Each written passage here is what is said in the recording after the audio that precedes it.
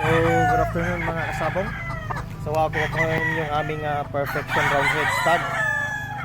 So, ito ay yung mga ilalaban namin ngayong local season. So, yung mga local board namin. So, kung makikita nyo dito, lahat ng mga nakatali ngayon dito, ito yung ating mga local borns. So, mga ilalaban namin to sa stag season ngayong local. So, napakagandang manok nito. High station na perfection roundhead na may cross, pero sikreto na namin yung kanyang cross. So ito, napakaganda manok. So ito pa, tingnan natin yung mga natin, tornado domes. Halika.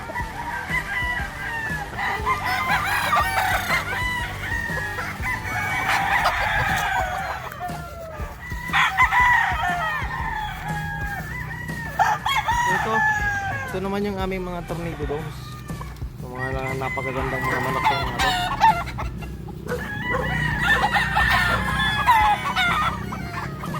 Ayan. So nakikita nyo, ito yung aming mga tornado domes. Mga mid to high station naman itong mga domes namin. So napakagaling din itong tumitig.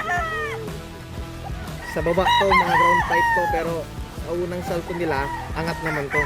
Pero mas gusto nilang lumaban sa ibaba. So ito din, nilalaban din namin ito ngayong local season. Ganda. Tornado Dome. Pupuntahan naman natin yung isa pang version namin ng Tornado Dome.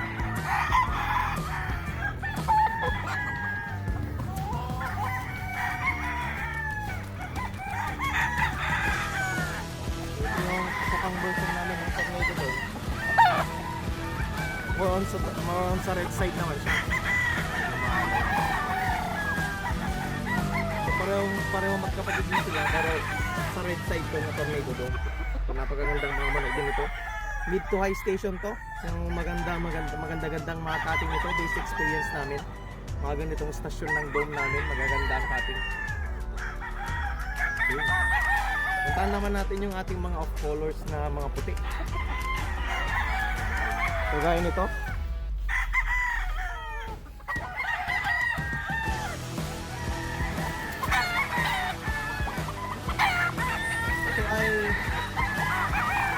ito ay Sunny Lagoon lines na mga pile.